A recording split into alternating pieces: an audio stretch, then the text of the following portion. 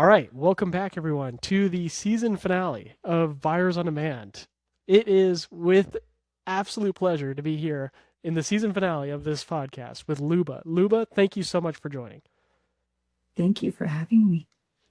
Of course, of course. We're gonna have a great conversation for anyone that is new here. You're joining. You have no idea who we're talking about, what this podcast is even about. Um, I'm your host, Sean Stewart.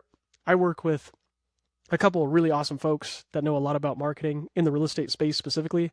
And so I try to find a lot of really cool folks that are realtors that know a lot about marketing, put them on a podcast, share the secrets, and we try to share as much value as possible on these types of episodes here. Now, Luba is no ordinary realtor here. She is absolutely above and beyond with her story, an extraordinary realtor, and it's again awesome way to end this season. What I know about you, Luba, correct me if I'm wrong. I know that you are 20 years into real estate, immigrant, moved to the United States, made a life for yourself, entrepreneurial real estate agent now, team leader turned startup company founder turned foster mom of hundreds of dogs at this point. Where am I going off track now? You're 100% right, but man, that Okay. sounds like I do a lot, and I guess For, I do. well, just so anyone's aware too, what I was telling Luba prior to this episode is I have about 5 pages of notes on your background just from what I've been able to find. So yes, from my perspective, it looks like you do quite a bit.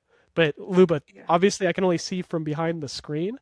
How would you describe yourself to the audience? What you do, everything in between? Oh, Lordy. Well, I've been a realtor for 20 years. I love what I do. And I'm somewhere between a realtor first and the crazy dog lady. I don't really know which one is I'm a crazy. I'm both 24 hours a day. Like not there's not one that trumps the other. There's not one that's, like a bigger piece of the puzzle. I have my own dogs. I foster dogs. I'm on the board of a rescue. And then in addition to my love of real estate, I'm a giant nerd.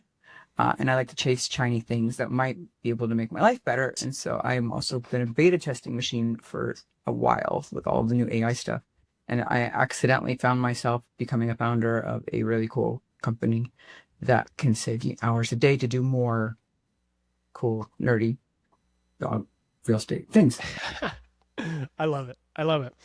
Last one that I'll even mention in introducing our guest today is I didn't even touch on it to begin with is you're gonna laugh when I say this media powerhouse too. When we're talking about Luba here, Luba not only has done what she just described with AI, real estate, dog mom, but also executive producer and TV host of American Dream TV. Oh, Luba, yeah. I we didn't even forgot. touch on that. I forgot about that. I did that Exactly. too. There's I, see I that's did a the couple thing. episodes. I That's do a the lot thing. of things. I don't stop. I don't ever really like rest. So people go, "What did you do today?" And I go, "Oh, I don't know." And then I think about it and I go, "Oh, and that and that." And so Yeah. yeah, yeah. So that too. I did that. And so I this did is that. what we're going to touch on in this episode. We're going to take it all the way back from square one and figure out how do we go from I don't know what to do with my life to now you are basically running a mile a minute in all of these different directions that you are spearheading, in terms of your own personal empire. So let's take it all the way back to the beginning, Luba. Where do you come from? Where did you go? Cotton Eye Joe, the whole thing. Let's go for it. I mean, I came to San Francisco when I was a little itty bitty baby. I was 2 years old, and it was a big migration at the time. I won't date myself that much, but it was a lot of Ukrainian immigrants that came to San Francisco and sort of took over a specific district, go Richmond district, and it was like one Russian deli growing up, and then now it's a little bit of everywhere. Yeah, fast forward, I was a city girl. I went to high school here, and I was, I guess, a bit of a wild child, maybe a little bit. I left high school early, mutually. They didn't like that I wasn't going to class, and I didn't like going. So I got my equivalency. I went to City College when I was like 16, and I got in a little bit of trouble. And a judge suggested a mentor because he thought I was actually wise beyond my years and not just wild. So he asked me what I wanted to be when I grew up, and I said I want to be a writer, and I said I wanted to write the next Catcher in the Rye because that was a teenager thing to say. And he gave me a wonderful mentor who happened to be a realtor. So when I was 16, I got to hang out. I got to look at all of the architecture from the inside out in San Francisco that I've been admiring. I'm a nerd about the city. So getting to feel all of that energy with her was so amazing. And I always thought to myself, I'm going to do that one day. And many years later, I ended up doing that. I ended up going to University of San Francisco, studying hospitality management. I worked in hotels for a while. 9/11 happened, so that kind of took a turn. I did some admin stuff for a while and was incredibly bored all the time. And sometime in 2006, when the articles were all saying that the sky is falling, I called my friend's mom, who was a realtor, and I said, Marcia, am I crazy? Is this a bad idea? And she said, no, quit your job. Get over here. And there it was. Short version. Walk us through when you're 16, you have this mentor that's a realtor.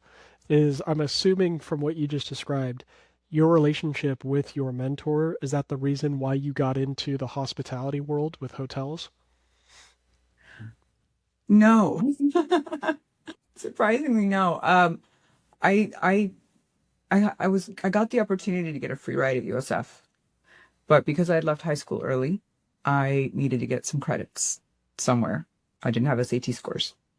And so I went to a local business college, and they had options like medical assistant and accounting and paralegal. And then they had hospitality, which came with a free trip. So I went, free trip. So I took the free trip and the associate's degree. Free trip was to Ensenada, by the way. It was a cruise. I wouldn't do it again, but it was fun. And then when I went to USF, it just made sense for me to continue hospitality. And so what I do love though is I got to take a lot of that those fine details and really that like extra level of care, Yep. 5-star service or whatever, Yep. to my business. That never went away for me. It was just making sure that everything is just right. My candy rolls are full, just right. Just Sure. all of those things are just right, and that everybody feels comfortable and welcomed and warm and safe. Let's All of dive those good things. let's dive a little bit deeper into that. We obviously we talk to a lot of realtors here. Everyone is familiar, at least to some capacity in the real estate space, with some form of hospitality. A lot of realtors that we talk to are big, avid fans of Unreasonable Hospitality. Very famous book, talks all about this. Um, and I'm sure, again, just like you're describing, you're learning a deeper level of care for the customer when you are in this hospitality world that I can see as we're painting this picture very clearly translates into real estate.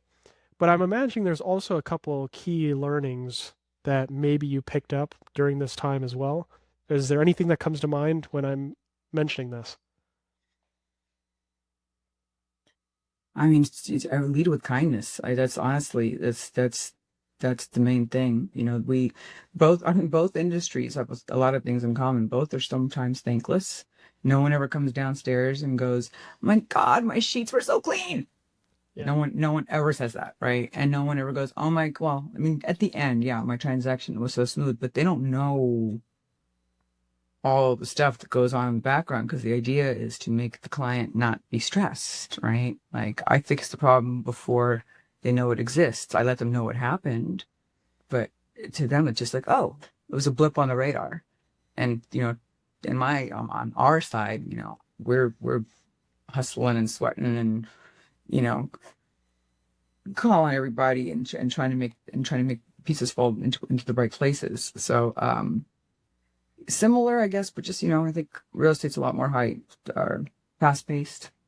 Sure. Big, much bigger problems or much bigger life scenarios. We'd like you to have a good night's stay, but we'd like you to have 10 years of good night stays in your new place, right? And you mentioned in 2006, during the turbulent times ahead, you say, you know what, is this a bad idea for me to get into real estate? What led you to that decision where you're like, okay, I've been in hospitality for some time. I'm ready to get into real estate in particular? Well, by that point, I got out of hospitality at 9/11. I think that was 2001, if I'm not losing my mind. Um, I kind of already had one foot out the door. I was a little burnt out from the 7 a.m. to 11 p.m. shift where your front desk staff calls in sick and all of that, and 2 weeks in a row. Little did I know that that's what I would be doing for myself later. But it's different. It's different now.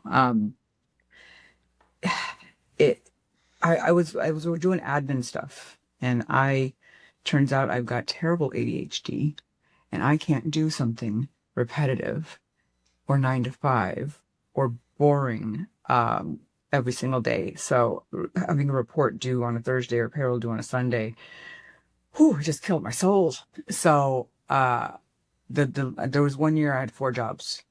I had quit the San Francisco Zoo. I went to work for some investors for a month. Didn't like them.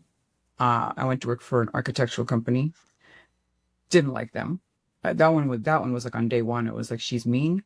She wasn't who she was in the interview. I am looking for something else. And then I ended up with a developer.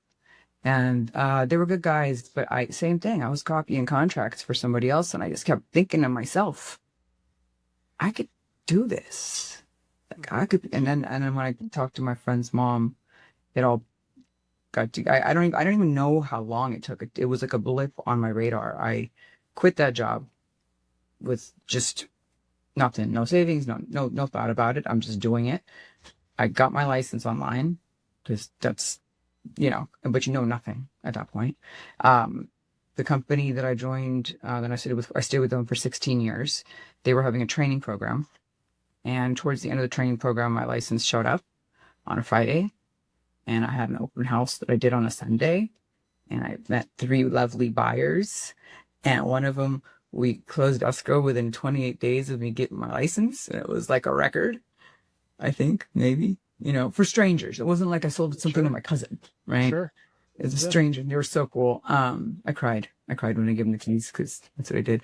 And then like 3 months later, the second couple that I met, we got them into something. And then 14 years later, the third folks finally bought something. So we went through a lot of their life changes and a lot of their job changes, and then the baby changes and all of that stuff. So now I just had dinner with them a couple weeks ago at their place, and it's all warm and fuzzy. So this episode seems to revolve around full circle moments. I'm already seeing the foreshadowing for future conversation when you're talking about you having ADHD and focusing on admin and repetitive tasks is not your strong suit, and now you are the head of an AI company that solves these problems. So I can see where this is starting to come together here. it really does. It really does. You just gave me the chills. Yeah, I was kind of getting the chills when you were talking about it. I'm like, oh Yeah, man, I can yeah, see. yeah. Interesting. Okay, so you set this record, 28 days, open house, close on with a stranger. So I'm sure Yeah. this is the perfect foray into a new career. When Oh you yeah. talk to other realtors or if you see the statistics, it's very uncommon, especially for someone who just get their license to close a deal with a stranger in 28 days. Walk us through that first year. It seems like you remember your first transaction or transformation very well. I imagine you have a lot of memories, maybe fond or somewhat Those were all traumatic. fond. Okay, Honestly, those were all fond. awesome. I like a challenge. I think in 20 years, I mean, I'll go right back to the first year, but in 20 years, I've had one bad client. I mean, some were like, problem, whatever. They weren't dishonest, whatever, but I've had one bad client that was like, ooh, that hurt my soul. I, I need a couple days to like decompress. Sure. Um, but that first year I just had a blast. It was novelty, right? I went from, uh, everything. The one thing I liked about the hotels was that every day was different, right? And I got to be a part of people's stories just for like a day, Yep. right? Or just a night. And I got to like learn a little bit about them. And the first hotel I worked at was small and boutique. And so they would come back and, I knew we'd pick up where we left off. And and not just for, like I said, a couple of nights, right? To be a part of somebody's life in such, like an I know important way. I'm not tearing up. You're tearing up. that. No, Um, this is. I'm kind of getting chills again. It's really yeah. interesting perspective. Keep going. It was just so cool. Like I felt like I was a little baby, but I was so excited to help people so much. So I was rookie of the year that year. And then, quickly I just kept doing the things, that my office manager, I was like, what do I have to do to be good? So I got 3 tips. Well, 2 tips really. The first one was don't get locked out, like physically in the backyard. Don't get stuck in the backyard. Make sure you check the locks. Um, and I almost did that. And the second one was just you got to keep rolling that roulette wheel, right? And I was never a door knocker. I was never like I don't want somebody coming to knock on my door. Our dogs are going to go off, so I don't want I don't want it. I don't want that. Um, but open houses, floor time, whatever opportunities I had to get out there, and also just being social, and just making sure that it was on the. Who are you? I'm a realtor. Without the cheese smeared on, but making sure that people knew what I did, and just repeating and repeating and repeating, and being around. And then referral business came from there. And then several years later, I ended up partnering with one of the best humans in the entire world who retired in 2019. But man, like that was another like moment of synchrony where it was just a whole. I went to his 50th high school reunion. That was his date. Wow. Well, so we'll get to that then. We'll get to that momentarily. You're talking about this rookie of the year, first year, open house. You are building this social muscle, if you will. And I'm trying to understand for anyone that is, for example, like a newer realtor or someone that is not rookie of the year their first year, right? They're just getting into the business. They're like, how do I do this? I'm hearing that this lady's killing it with open houses. Was there anything in particular that maybe your clients told you about yourself that was different than maybe previous interactions they've had? That was genuine. I mean, that was the main thing. I was genuine and I was knowledgeable. One of the things I did that I think helped a lot in one of my really good friends is a writer, and she told me I needed to write a blog, and so I'm like, me, I don't want it, and I love writing, right? So I went, okay, I started blogging, and I actually was at that time, I feel like Al Bundy when I say it, but I was one of the top bloggers in San Francisco, along with some amazing agents, Daniel Lazier and Alex Clark. I mean, like, shout out, we were up there with some of the bigger companies that were blogging at the time that are long gone. But that, as a baby, that took away any, objection, because not only did I present that I was knowledgeable but I had to read and I had to learn so much to be able to write about my industry so clearly and with knowledge and with confidence that when I had conversations with people, there wasn't any sort of like, let me think, there was no delay in presenting the information. And if anything, I got more excited because I was like, oh, let me teach you something. Let me show you. I know a thing, I and, just wrote an article on this. Yeah. yeah, and I did, and that was one of the first listing appointment I went to. I know I didn't get it. The agent that got it did every single thing I suggested they do, down to the checkered floor in the kitchen. I like you can't, like, exactly. And the question they asked me that I couldn't answer, they were like, "Well, how long have you been in a business?" And I was like, 6 months, and I couldn't say it with confidence. I didn't have anything to back it up. And by the time I would show up to the next one, I had 3 of my blog posts printed in my presentation, like, boom, boom, boom. Here's information that you need to know. And the question, it was just moot at that point, because, I was able to show the value. I I really love this conversation. This one hits home for me because my initial foray into learning I was somewhat decent at marketing starts with blogs as well. So um, I really like to like it's very rare, especially in a world right now with video, AI, everything digital. It's very rare to come across someone who has a similar focus, or at least somewhat of a similar focus previously to writing in particular. I think writing is the most powerful tool in the world. But I, man, this was many years ago now. This is when I had just graduated high school. I had started this endeavor to go downtown. I live in Las Vegas, and so in Las Vegas they have um, weekly startups that will hold events in Fremont Street, so basically just downtown Las Vegas here. And they would do that pretty much every Saturday. And so I did that for years, where I would go every single Saturday and just go and interview local startups here because I was really interested. That's Again, I had cool. just graduated college, or I had just graduated high school rather. So I'm trying to figure out what do I want to do with my life. And I really liked the idea of tech, and I loved writing. I was the editor in chief in high school, and so I created a blog right after I had graduated. And same thing as you, it became very popular amongst the community. I helped several of the companies that I would interview actually gain hundreds of users to their Mhm. apps overnight just through some of the blog articles that I would write. And I would just post it on LinkedIn, say, hey, here's the whole article, Yeah. here's the Substack. And it was a testament at the time because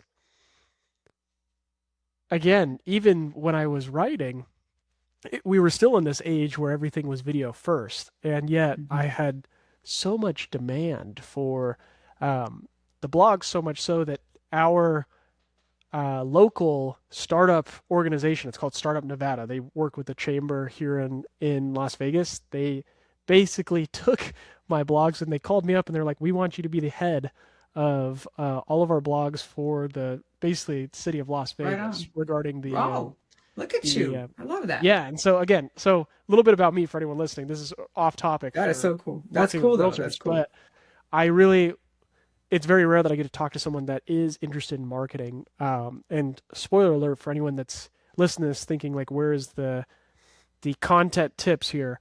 Everything regarding content online and ads and everything comes down to writing first. I mean, it's a whole profession with copywriting.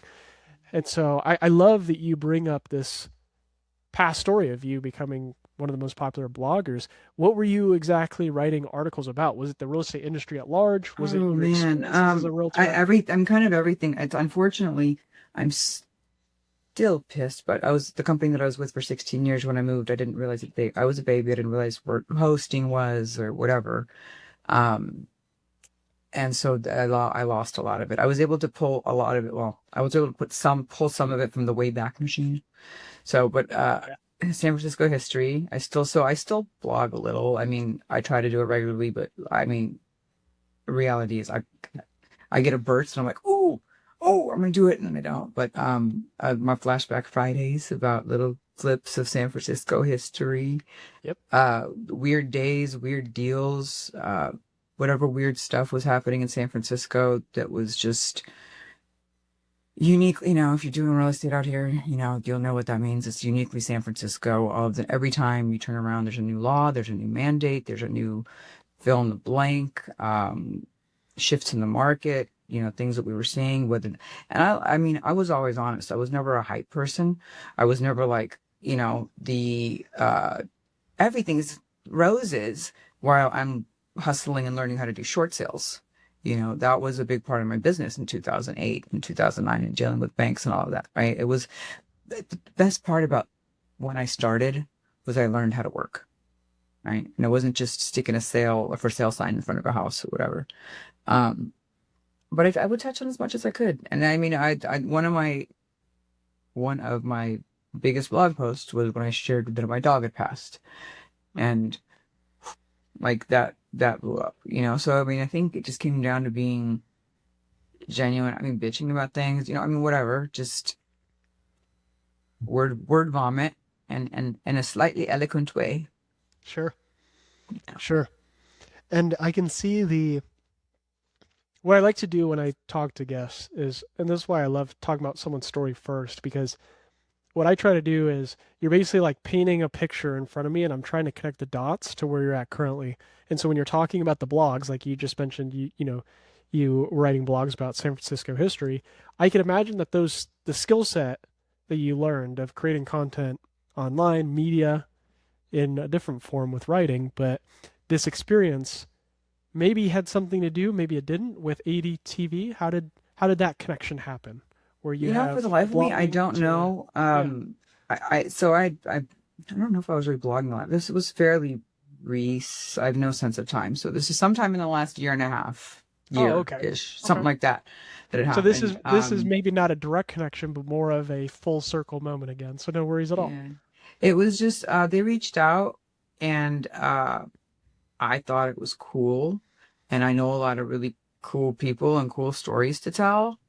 And I'm nerdy and I like sharing San Francisco history. I like sharing what I love. So the first episode I did was Pacific Heights, a blip of it, but it was mostly about we have a cool little mansion. I mean, a little man. It's a big mansion. It's a giant Victorian mansion. It's the headquarters of San Francisco Heritage.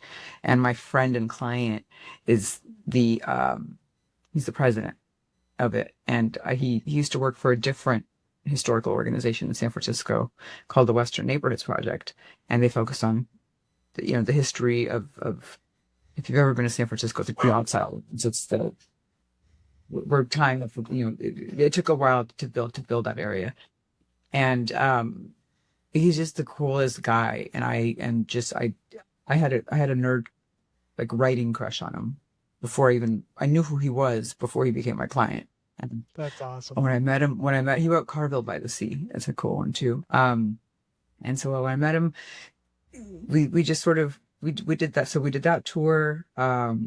The second episode I did was about my neighborhood in a Richmond district and my farmers market, my little local dive bar that's like one of the best community centers that you can imagine. It's not everybody cares about each other so much. There's fundraisers that happen if something happens. There's memorials that happen if something happens. There's chili cook-offs that happen for fun. There's just a lot of good vibes there. And then at one of the heritage events, I met the folks that had were able to save the Roxy Theater. It's one of the really cool old independent theaters in the city. And so I did a little episode on that. And I don't know. I like sharing the nerdy things that I like. And San Francisco is a huge, huge part of it. There's so many stories to be told here. This is, as I said at the beginning of this episode, and I'll say it again, this is a very special one. This one, there's just many parallels that as I hear you talk, I think about in my life. And it's very, very similar to what everyone that we've talked to from the ADTV network, we've had the privilege of interviewing several of the different hosts in the network. They all mention their love and passion for storytelling, sharing people's stories around the community. Same with me. I have found no greater joy when it comes to creating content than when it is me talking to someone and learning more about their story. It's something I've been doing, like I said, when I was doing the blogs, even when I translated those blogs into videos. That really worked for a lot of folks too. And now we do podcasts like this. I really enjoy and I really see the value in storytelling. And so I won't ask what I've been asking the previous guests, because what I've been asking them is like, share with us some of the deeper lessons that you learned with ADTV, and storytelling, of course, is number one on everyone's list of you got to be able to tell great stories, to captivate an audience. Are there any others that really stand out? Some key moments, lessons, any highlights of your time being a host and producer of a Emmy-nominated TV show? I honestly, I'll tell you what I regret is not using it more to my advantage for social media and things like that. But that was because of time and not having enough time and putting all of my time into other things. But I had a great experience, and it just goes right back to building relationships. I got to help one of the people. I'm helping one of the people now, sell their property that I met along the journey. I don't know. It just goes back to being genuine, man. I just, it really Totally. goes back to just being yourself and being weird and being okay with being weird because I'm all hungry, I should say. One of the things I really realized, because I was super nervous the first time, and I could see how I was nervous on camera, for sure. After seeing it, I was like, ah, stiff. Um, and then I realized that I'm always weird, and there's no point for me to try to not be weird on camera because you meet me weird, you're gonna see me on camera. Yeah, I am who I am, and for me to try to tone it down also. I mean, that would probably be a lesson to try to get more comfortable because apparently that's what we have to do now is do more social and be on camera and put ourselves out there.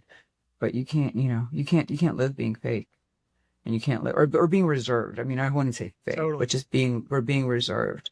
Um, it's easier to just lay it all out because the people, whoever I meet sees me like a weirdo anyway.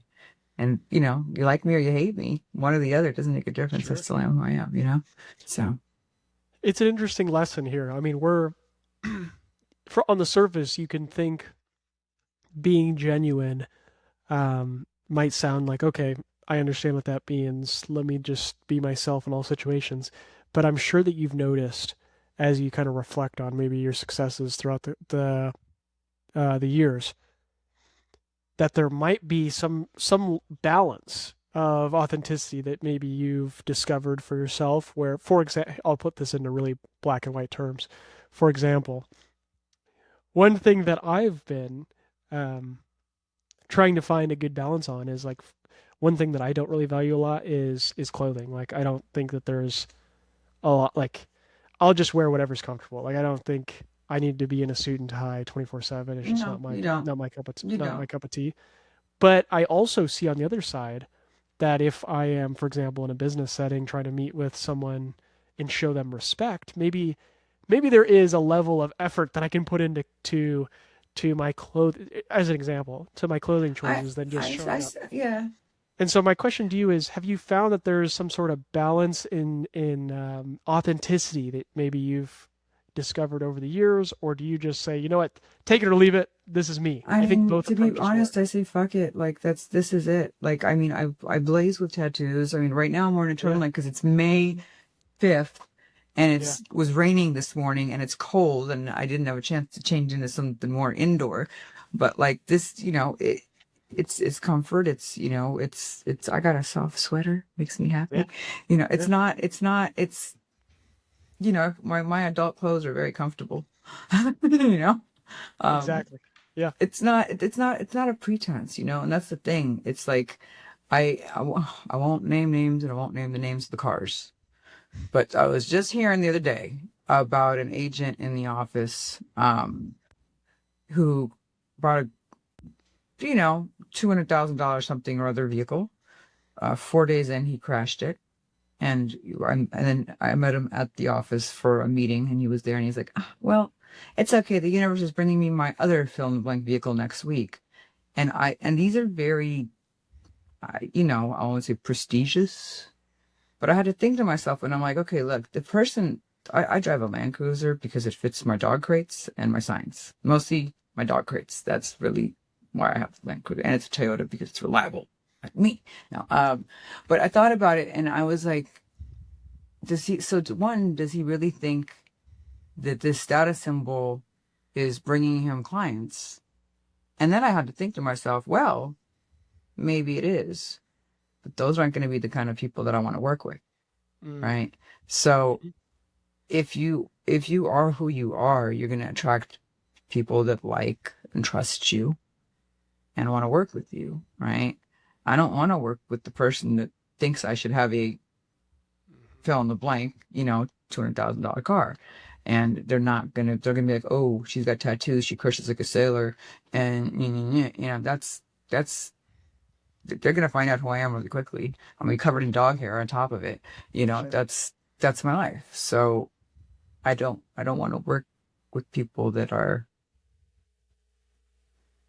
gonna judge your shirt or my I love dog it. hair. I love it. You know? No, it's a great lesson, especially in this space and any other industry.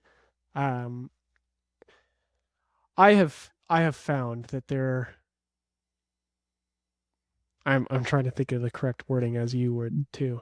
lot of smoke and mirrors in many different industries. So I totally agree with what you're saying. You know, the authenticity, unfortunately, in today's day and age, is almost a differentiator, just because there's so It, much, it out is. there. It is. It's.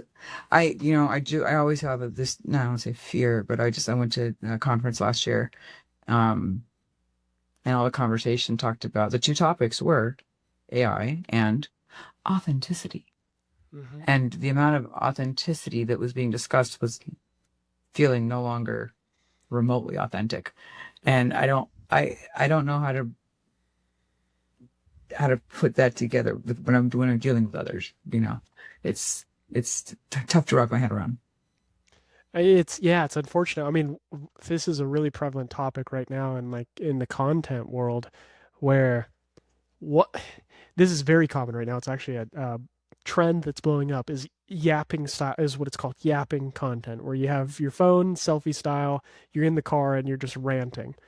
Um, and the idea is because in this day and age, AI, very well produced clips, people are lacking trust more than ever. So why don't I combat that by having a selfie style, showing that it's completely unscripted and Mhm. go? But unfortunately, the reality behind the scenes in many of these cases is that they are not just fully unscripted. There's actually a lot of thought and structure and planning and blah blah blah to appear as if it is unscripted. So to your point, like there is as we How much work evolve. did you yeah? How much work did you put into being authentic? You know? Exactly. As we evolve into this AI world, people retreat back to, I want to be more genuine, but then the people who are online will take that desire to be genuine and basically create a canned version of that, to appear as if. So it's like this weird hamster wheel that we're in this Yeah. this new age. And I mean, it might be a perfect transition into just talking about AI in general. I know you have a lot of thoughts with this development I of have AI. so many thoughts. I'd love to I hear. love Yeah, I love AI. And hate AI.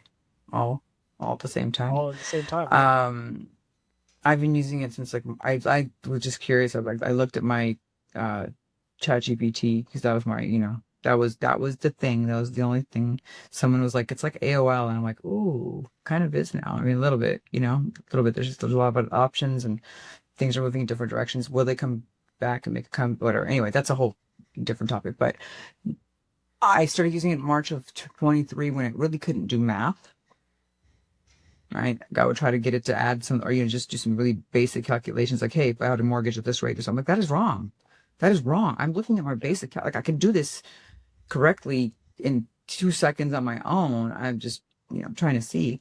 Um, I still like to write my own listing descriptions because I think it writes, pretty crappy. So, but I would like it to shorten, right? So let's say I have, because this thing takes a 2,000 character format, this thing takes a 1,200 character format, this thing takes, so I would ask it to shorten it down. It couldn't do character count. Like it would just give me the same thing, and to the point where I just, run away. Um, but then I should have realized I could do more with it from things like analyzing disclosures, not instead of me, but before me. So if it was a piece of garbage property, I could just next. Man, how many different things do I do with or how even before? Every time I talk to somebody, like, what do you do? And I'm like, oh, just this, that, and that. And they, you know, no, I guess I'm a step ahead.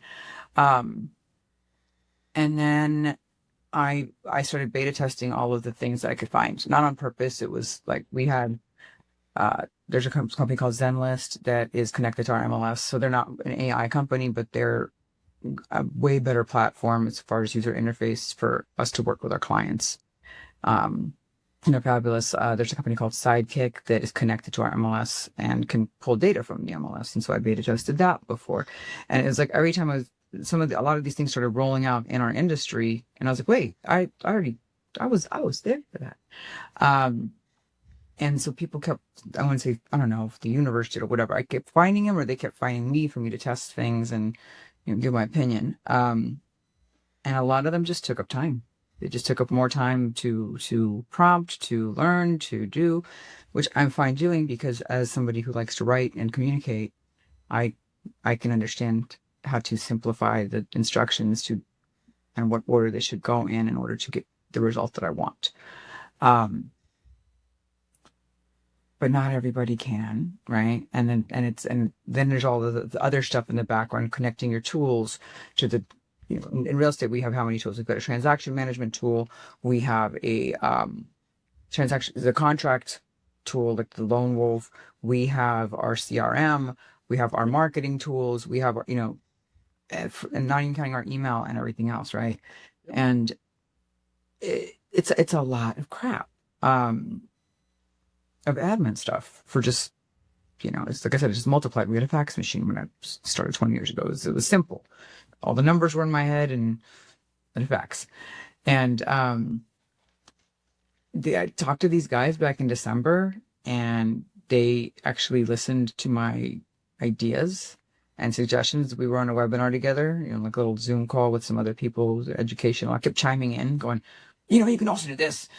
And they asked me to stick around and chat with them afterward, and here we are.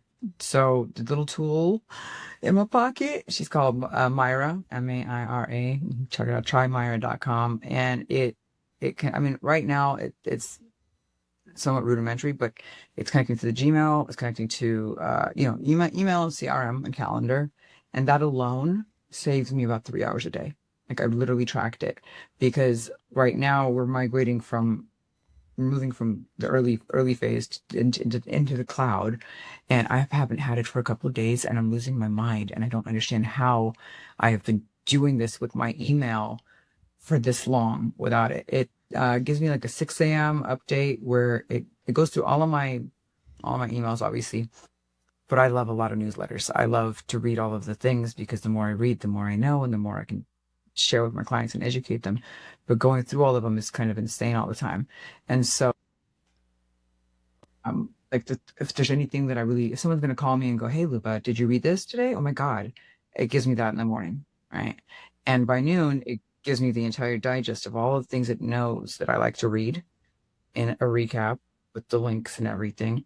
And it archives all of that crap out of my inbox, all of your receipts, all of your nonsense, and it gives you a list of what it archived. You go, oh, wait, you shouldn't have done that one, right? It'll keep it for next time, but you can go back and read it. And then it just goes to your inbox and goes, this is who you need to respond to. This is what you need to do.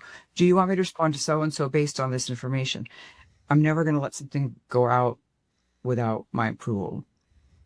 But I look at it, I read it. If it works, it flies out. I don't need to think about it much anymore.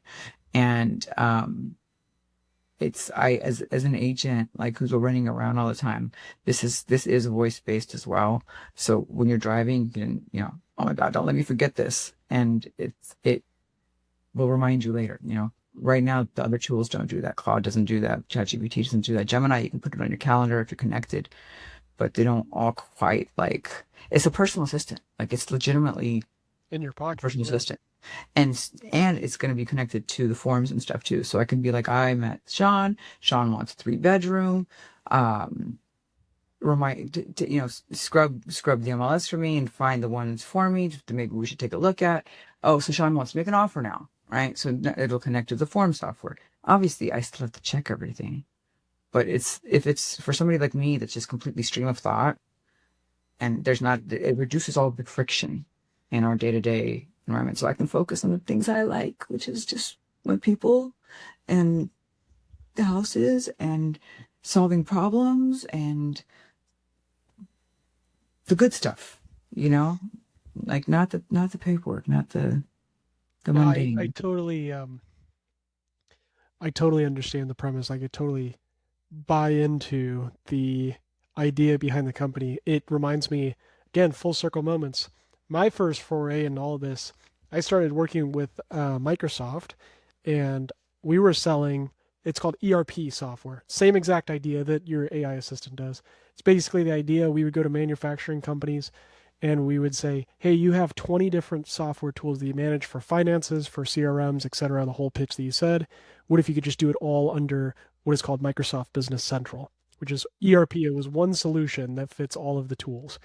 And that was our primary objective, was to sell that, and that had demand by hundreds of thousands, millions at one point of manufacturing businesses. You go to any other space, there is an equivalent of an ERP solution in every industry. There's always one tool to help you streamline all the others.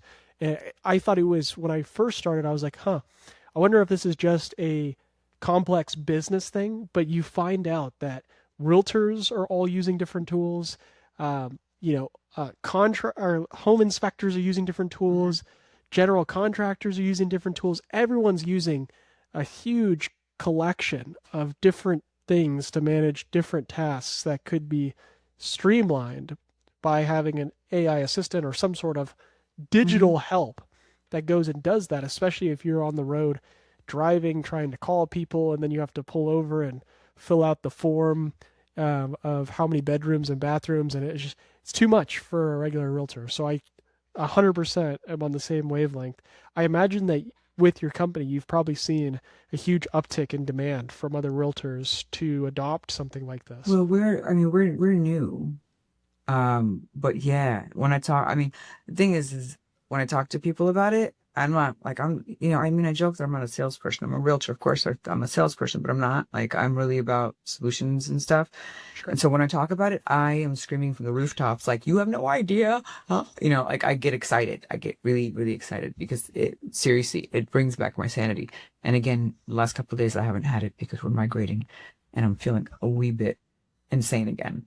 And it's the difference seeing, going to like feeling this weird sense of relief. I cooked breakfast. I don't even eat breakfast most of the time because I'm too like I fly out of bed and I start doing things. I cooked breakfast a couple of days in a row a couple weeks ago. Like While that's Myra's not in the background working, yeah. Yeah, while yeah. Myra's doing the thing and I get the message. It's like, oh, here's your digest. And I sit there with my little snacks and I read the little things that I want to stay That's aware awesome. of. Um, It is just so cool. The thing that I think is the best about it is it really, and LLMs are getting smarter and smarter. It really understands the context, right? So it's not training other models. So it's not like your information is going, when you're working with Claude or you're working with Sure, Chat or sure. whatever. Yeah, yeah, It's yeah. it's all of the LLMs are training other models, um, and we aren't. My So it question comes in for with. you, Mhm. I don't know if this is current or future planned, is the goal with Myra to be in the App Store, put in your phone, kind of like an iOS app where you can pull it up, Yeah. or what's the, Yeah. okay. I don't even know if we honestly need that, but I think that might be handy Yeah. for some people. Right Yep. now, it's just it's text, whatever you're using, text, Telegram, WhatsApp, Sure. whatever thing, and that's the communication source. It's just like texting your assistant, Oh, that's even you know. easier then. Yeah, Just like you don't texting have a to. number. There's no dashboard. Oh There's no yeah. dashboard. I mean, so many of the things have this fancy, shiny dashboard, and like, again, dude, I got ADHD. Like that does not work for me. The dashboards, I need to go click around and find things and look for Yeah. them, and I never see the giant green button. It's the most obvious one because I'm trying to look at all of the details all at the No, same that's time. that's great because most people, if they have questions, they'll just text their buddy, or they'll text, Mhm.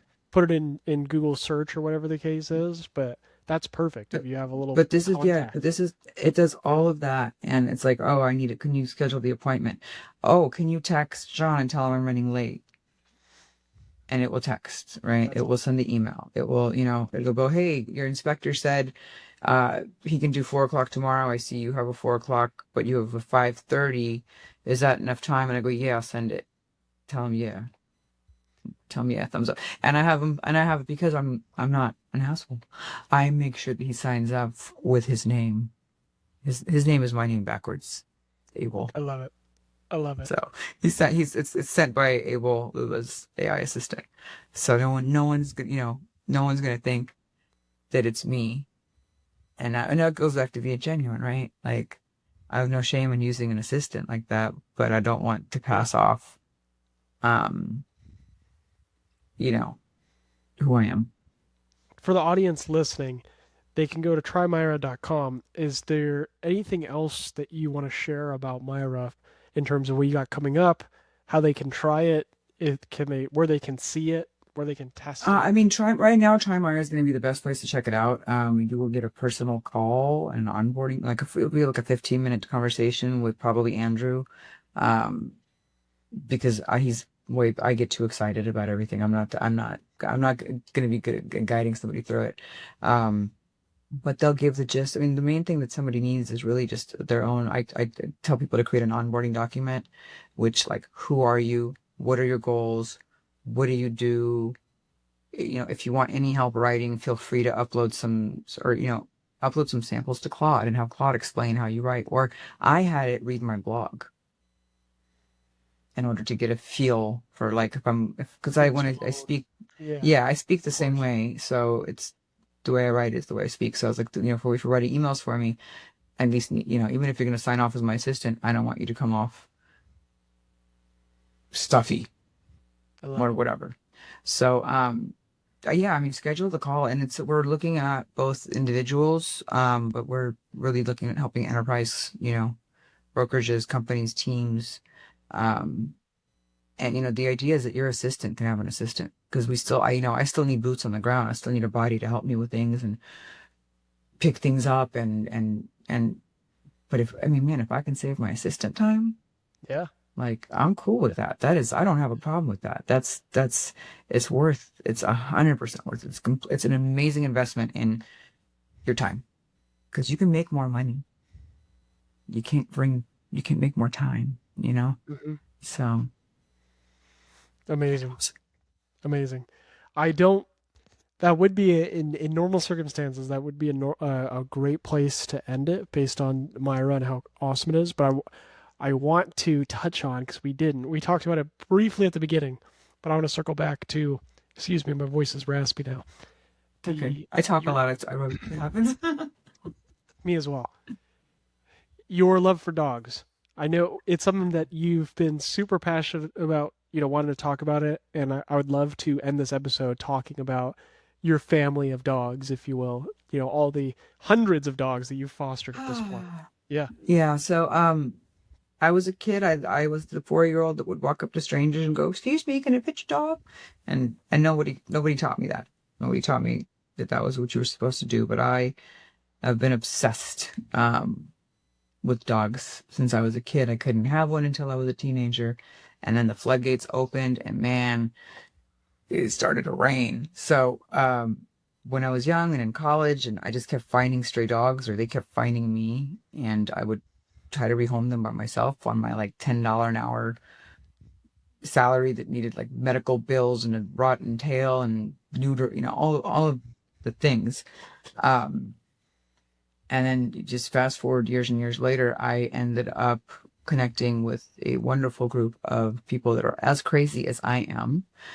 It's Beyond Rescue. The website is gobeyondrescue.org. Also Instagram, same, Go Beyond Rescue. Like, so many cute dogs.